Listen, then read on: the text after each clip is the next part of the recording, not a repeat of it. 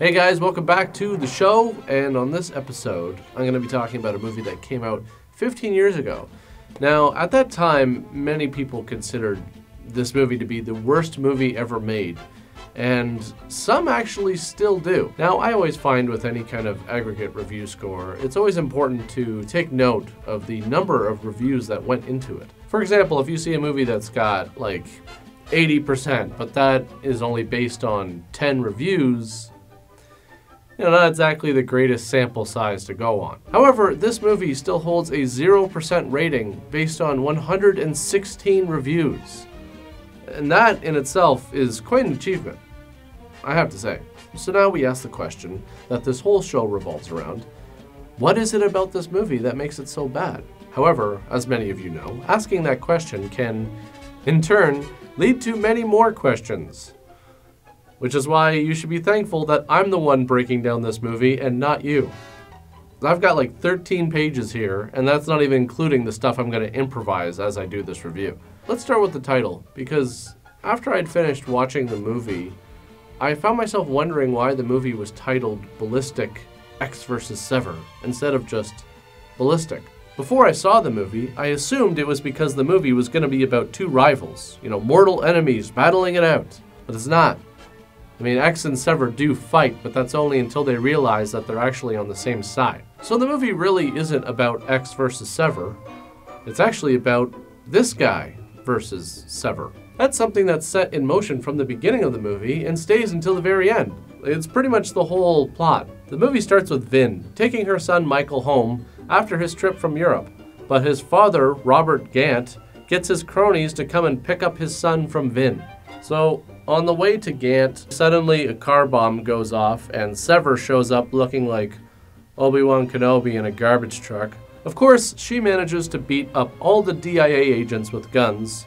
I guess the Defense Intelligence Agency doesn't train them all that well. I don't understand why you would come within striking distance of someone who is using hand-to-hand combat when you have a gun. There's even another angle of it that they show later in the movie that makes it look even worse. You have the drop on her. Stay in this position and shoot. Sever kidnaps Michael, and you may notice that she looks pretty emotionless here. Well, this is how she looks for the entirety of the movie. I think that's an effort to make her character come off as this cold, calculating killer, but really it just makes her come off as bored. And this isn't just a problem with her character. Most of the characters seem bored. Even the music is bored.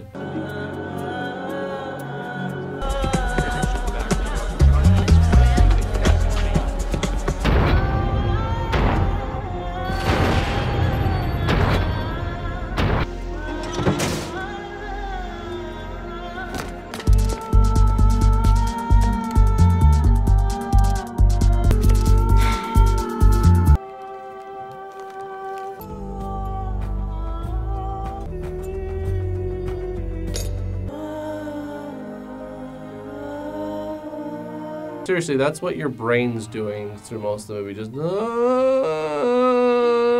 are times where they try to ramp things up by throwing in some techno, but then it goes right back to something that you might hear in a day spa. The whole film seems to lack any emotion at all. The characters are so razor thin, I found it nearly impossible to care about any of them. They all seem like robots reciting the lines they were programmed with. Even the young boy. And I'm not saying this is entirely the fault of the actors. You can only do so much with the material that you're given. It's like the characters are basically going through a to-do list the whole time. There's nothing here that really develops them or helps us connect to them. So the FBI goes to a bar to find Jeremiah Ecks, a former FBI agent. So after fighting a bit with the agents, they tell him that they were sent by his former boss, Julio Martin, who then just walks right up to him. Okay, wait, you were there the entire time? So then what was your big plan? Like, get these agents to subdue Ecks and then, take him 20 feet to the left to meet up with you? Julio tells Ecks that his dead wife is actually still alive. I went to a funeral. You saw a closed casket. Where is she? I don't know. Then why are you here? I need you to do a job for me. Where is my wife? I'm sorry. I need you to do it. Where is she? When the job is done, I'll give you what I got. Imagine being Ecks in this situation. First you tell me that my wife, who I thought has been dead for 7 years, is actually still alive. Then when I ask you where she is, you tell me you don't know. Then after I ask you again, you tell me that you'll tell me what you got if I do a job for you? How is he supposed to trust anything that comes out of your mouth from that point on? Really, why couldn't you just be straight up with him in the first place?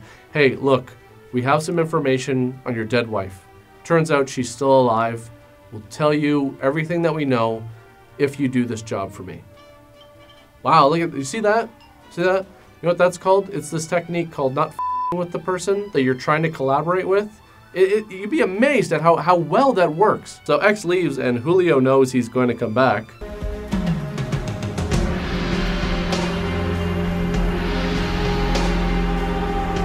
Don't worry guys, he'll be back. He just needs a few minutes in the rain in slow motion to think about a car explosion. And sure enough, after that, he's, going with them. I guess he agreed to do the job, even though he doesn't even know what the job is yet. Julio tells Ecks that he needs him to find whoever kidnapped Gant's son, and I'm curious as to why. You're the FBI. You don't have anyone else within your ranks that could track someone down? Ecks hasn't worked for you for 7 years, so what makes him so special? It's not like he has some inside information on Sever's whereabouts. He doesn't even know who Sever is. None of you do. So they start filling in Ecks on Gant and his team. The man on the left is AJ Ross. He and his team arrived in Vancouver about 5 hours ago. His nickname, Prince of Darkness. Ooh, the Prince of Darkness. That's like one of those nicknames that nobody actually calls you, but you just tell people that everybody calls you. Nicknames are typically short, like Chip or Skip. Like they have some kind of meaning amongst friends, They're, usually like 1 or 2 syllables so that they're quick to pronounce. But the Prince of Darkness? It's like half a sentence. Hey, you know who I ran into the other night at the bar? Dooley. Yeah, and you know who he was with? The Prince of Darkness. I know, man, I haven't seen those two since college. What he should be called is the Prince of Plain, because he is the most generic henchman you could possibly ask for. Just listen to how bland some of these lines are. You know who we're up against. You know what she wants. You shouldn't be here, Martin. What happens if somebody get too much foam in their latte? I'm in no mood. Stay out of this, Martin. This is an issue of national security. Don't you mean job security? You're sweating. It's been raining. Basically, Gant wanted the perfect assassin, so he stole a prototype for a tiny robot that can kill someone once it's in their bloodstream. So it seems like it's perfect. You press a button and the robot can cause a heart attack or a brain aneurysm, and no one would know who was behind it all. Except my question is, how do you plan on getting it into somebody's bloodstream in the first place? I mean, it's a tiny mechanical device, so are there any limitations that come with that? Like, can you just inhale it, like breathe it in? And if so, then how do you make sure that it's being inhaled by the target specifically? Or do you have to inject it into the bloodstream directly? It's kind of hard to be inconspicuous doing that. Are you just gonna hide in the bushes, just throwing needles at the guy, hoping one hits? And seriously, if you have to inject it, then why don't you just inject them with poison in the first place? It's much more cost effective. So Julio tells Ecks he needs him to find her, and then it literally cuts right to Sever at a mall, and Gant's cronies, the DIA, everybody is just there. Hello? Hello? Missing part of the story, where are you? You know, the part where we see how they tracked her down. Seriously, how do they know where she is? The movie doesn't even make an attempt to explain that. Like, I love how the FBI, like, they need to get the best in the biz. Like, we need X in order to track her down. And then it literally cuts to just, yeah, these guys tracked her down. So I guess X's big plan to find Sever is to sit in a car and listen to the police scanner to see if anything comes up. Wow, I can see why you needed this guy so much. He just knows every trick in the book.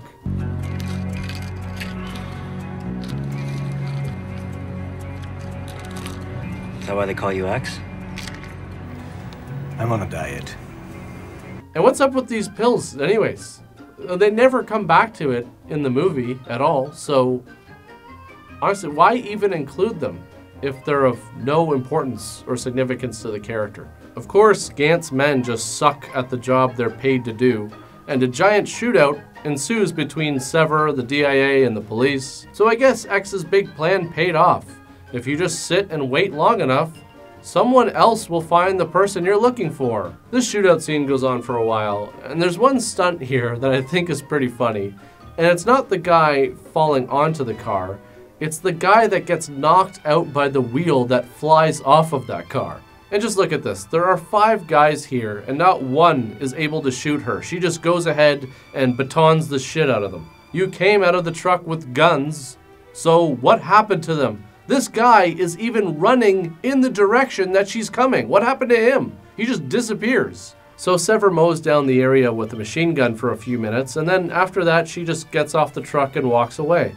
But not only that, she walks crossing the front of the truck to the left, the direction where she was firing. She's actually walking towards where all the people who are trying to stop her were ducking for cover, and she's just able to escape without a trace. A while later, after the police have blocked off the scene, Ecks starts, I don't know, what is it, sensing something? Nothing? I don't know. Ah yes, he's putting all the pieces of the puzzle together. Those must be bullet holes. She will retaliate. Listen, we're totally covered. A curtain call here would be suicide. You're wrong. She's not done yet. And how does he know this? What indication is there that she's not done yet? It's not like he's going on past interactions with her. He doesn't even know who she is. But whatever, I guess he was right because Sever is standing right here. You'd think they'd have a description of the suspect circulating around. I mean, she's still wearing the same stuff she had on before. But the only person to notice her is Julio right before she shoots him and takes off running. First of all, why did she return to the scene? To shoot Julio? Why? It's not like she's got a score to settle with the FBI. They don't even know who she is. She used to work for Gant, not Julio. Julio. She knows. She knows where your wife is. And secondly, how does he know that she knows where his wife is? Like, what? So were they lying to Ecks here? Did they know more information than they let on? Obviously a professional. Is she ours or theirs? No idea. If they did, why wouldn't they tell him? They want him to track her down, and if you knew that she knows where X's wife is, why wouldn't you use that as a motivation for him? So while Sever is running away, she runs into this. Hey, come on, baby, huh? Come on. Yeah. Hey, beautiful. What? Oh, my nose. And I have no idea why this is here. This is a chase scene. Why did you feel the need to include this? I mean, what was the thought process behind writing this in? You know, the chase scene is good. It is, but you know what I think it could really use? Some broad daylight groping. Yeah, that's it. That's what's missing. Sever tries to get away in a car, and this entire sequence is hilarious. She backs out of the alley, away from Ecks, but then she spots 2 vehicles coming towards her with police sirens, but unmarked and no lights. So she drives back into the alley towards Ecks, and for some reason, he doesn't move out of the way of the car. It's not like she swerved into him. She was driving straight. In fact, she's still driving straight after he shoots out the back tire and she crashes into a van. But again, the funny thing is it's not like the blown out tire made her swerve into the van. She was in line to drive straight into it the whole time. So they meet up on top of a parking garage, and just watch how awkward this fight scene is.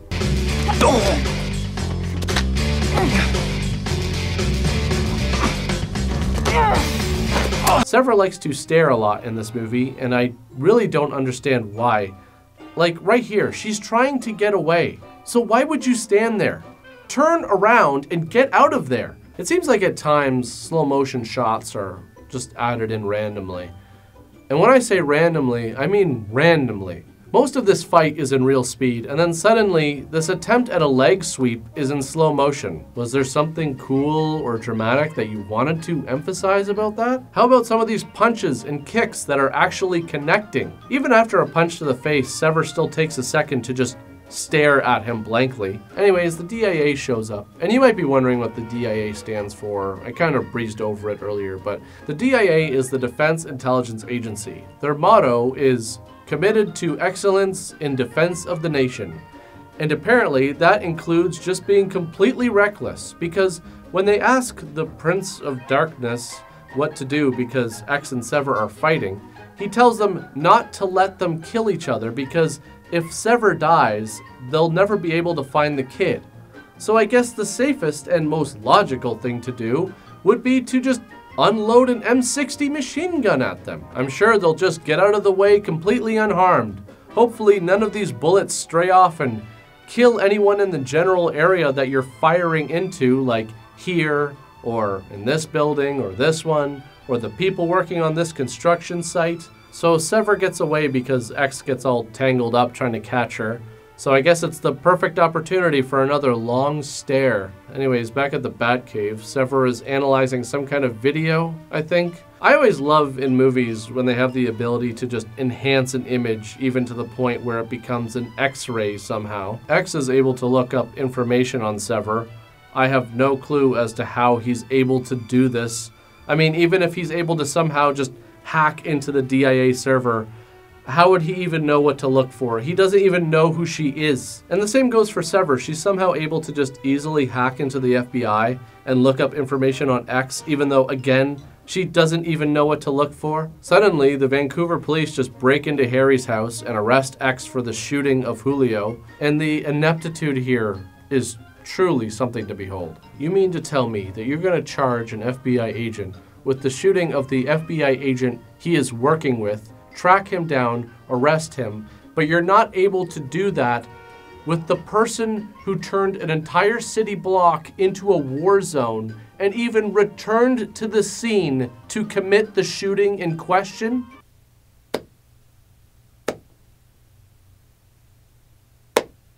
Sever is supposed to be a Chinese orphan turned into a killing machine by the DIA with no fear, no conscience, and no morality. And for the most part, Sever acts this way. She appears very cold and pretty much entirely emotionless. However, then we learn that Sever had a family, a husband and a son who were killed unintentionally, and Gant was responsible for it. Sever kidnapped Gant's son because she somehow knew he was smuggling the prototype into the country by injecting it into his son's bloodstream, and she obviously wants to get revenge for what he did to her son. So let's not act like Sever is void of emotion. Her motives are based entirely on emotion. And that's not a bad thing, it's probably the most interesting thing about the character. So I don't understand why you wouldn't use that to give your character more depth. Give her some humanity so that the audience can at least connect in some way to the character. The Terminator showed more humanity than her, and he was an actual robot. If she's driven by anger and revenge, let her show it, even if it's just in her private moments. This scene is a perfect opportunity. Now, I'm not saying you need to have dialogue in every scene. In fact, some of my favorite moments from my favorite movies have no dialogue in them at all because they're so effective at communicating what's going on within the characters purely through visuals. But in this case, I'm begging you, like, give us something, please, because the characters aren't displaying any emotion, so it's gotta come from somewhere. There's nothing here. In fact, I'm not even really sure what she's doing in this scene, scanning his arm for the prototype or something. It doesn't matter. It's all just very mechanical. This is the only line of dialogue in this entire scene. Let me see your hand.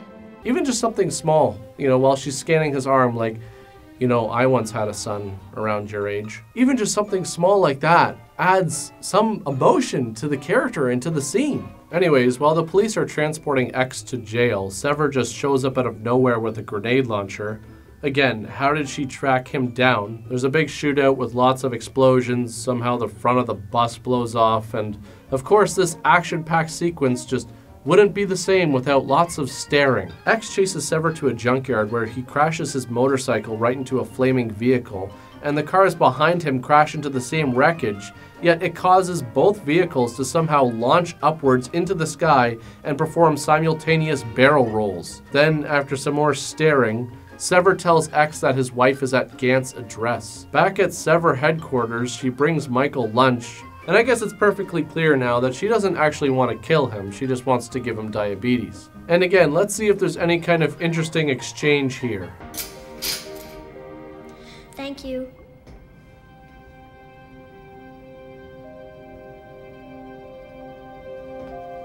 Nope, that's it. So after finding out that they still don't know where her son is, Vin goes to the aquarium, and that's when Ecks shows up, and their reactions here are pretty subdued. I mean, these were two people who were married and thought the other has been dead for the past 7 years, so you'd think there'd be a little bit more emotion here. Anyways, in this very oddly cut scene, we learn that Michael isn't Gant's son, he's actually Ecks' son. And apparently Vin was going to tell him she was pregnant, but didn't get to before Gant staged 2 separate car explosions, the reason for which is completely ridiculous. There's just so many questions I have here. Okay, this flashback takes place between Ecks and Vin inside a restaurant until Gant comes in and joins them.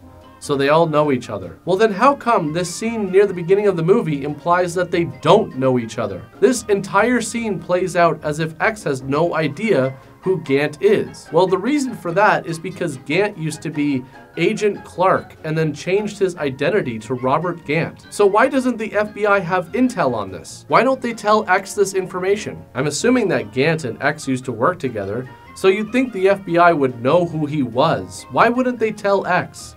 Wouldn't that be important intel for him to know? And even if they didn't know that Ecks knew him, well, they have a picture of the Prince of Darkness, so it begs to reason that they would have surveillance footage of Gant as well. Why not show Ecks the picture of him? Then Ecks could be like, holy shit, I actually know that guy. That's Agent Clark. I have lots of information that could be very valuable to this investigation. Anyways, they go outside and Gant secretly blows up Ecks' car and then another car.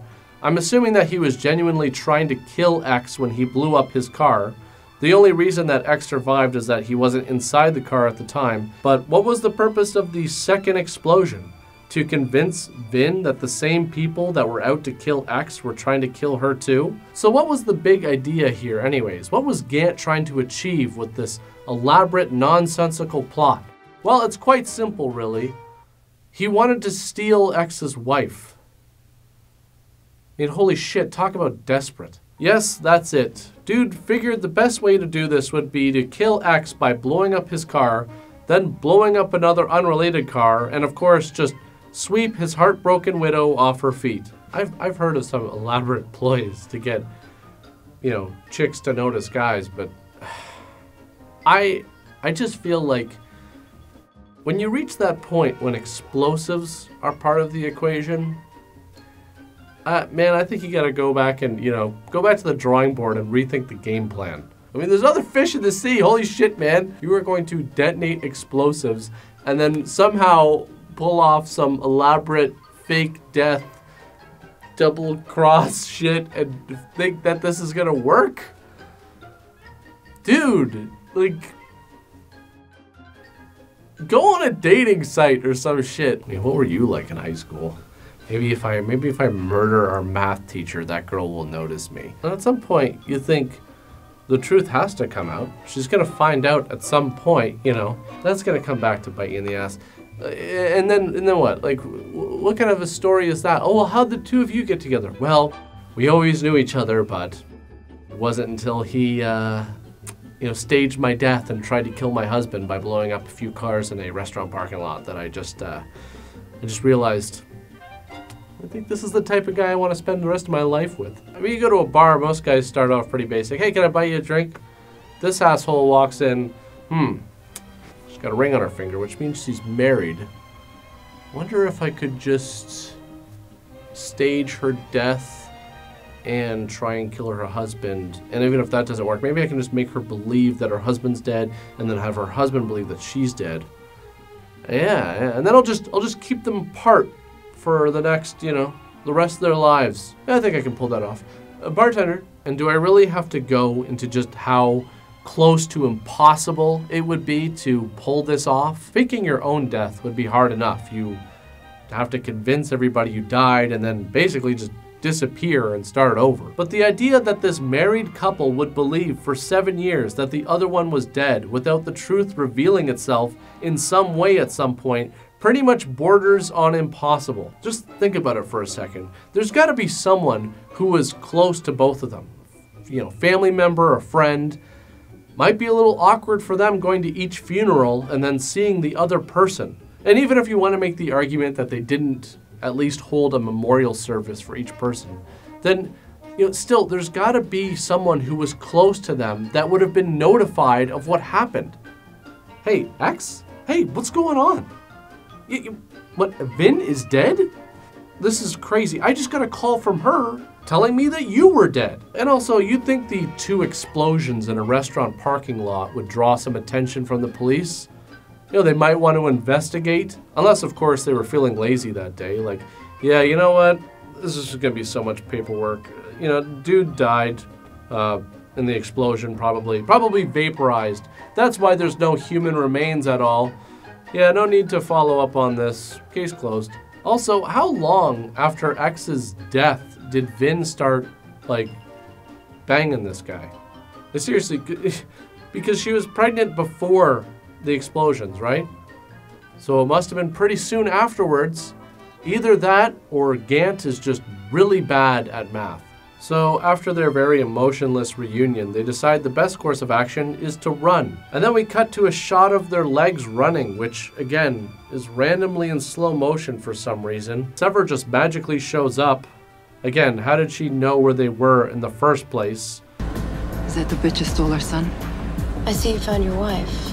So a helicopter and Gant's men show up. Again, how did they know where they were? And basically just follow them to Sever's hideout. And get ready, because here comes the scene where Ecks meets his son for the first time. You know it's going to be emotional, especially after finding out that his wife was actually alive for the past 7 years. Hello? I am Jeremy. You are Michael, right? It just hits you right here, doesn't it? And I have to ask, Sever's hideout is some kind of maintenance bunker for a train yard, so how is she able to just set up shop here? Is she just squatting? I mean, the Wikipedia page says it's abandoned, but someone is obviously paying the hydro bill. So here we go, it's time for the big face-off, which you can already tell is going to be boring. Sever gets to fight Darth Maul, which of course includes more staring for some reason. Gant comes in and throws a grenade into whatever the hell this stuff is. I guess it could be chemicals, but I thought this place was abandoned. So Sever had taken the micro-robot killing thing out of the kid earlier in the movie and put it into a bullet so that she could shoot Gant in the arm with it and then use it to kill him remotely. And I have to say, you're kind of taking a big gamble with that, Sever. I mean, what if the robot doesn't work? What if shooting it out of a firearm somehow damaged it? Then Gant could just pick up his gun and shoot you. You're kind of rolling the dice in favor of dramatic effect. It doesn't even turn out to be really dramatic anyways. If nothing else, this movie is a good lesson that even a movie with a lot of explosions and action can actually be quite boring if as an audience member you're detached from the characters and their motives. Quite frankly, through most of this movie, the characters never really seem to care. So why should we? Now for my next episode, I'm currently actually already writing the review for the movie Hobgoblins, so please stay tuned for that. As always, thanks for watching, guys, and I'll see you next time.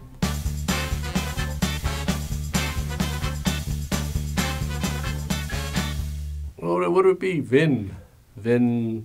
It's got to be short for something. I don't know. Vintoria? Vinonica? How about Vinifred? Vinny for short. Vincenza. Jeremiah Ecks. Sever. Vin. The Prince of Darkness. Robert Gant. It's like they took the Bible and a horror movie and just smashed them together and be like, all right, let's just combine these names and use these.